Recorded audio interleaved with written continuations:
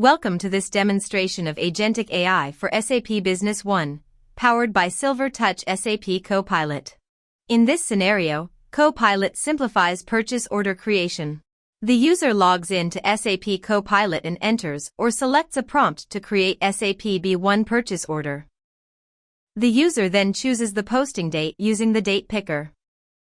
Next, the document date is selected, and finally, the due date is chosen, which serves as the delivery date for this purchase order. The user selecting the item code from a drop-down list, CoPilot automatically provides the item description and pricing. The user then specifies the quantity and price if required, and selects the warehouse and tax code from the list. CoPilot creates the purchase order in SAP Business One, saving time and reducing errors.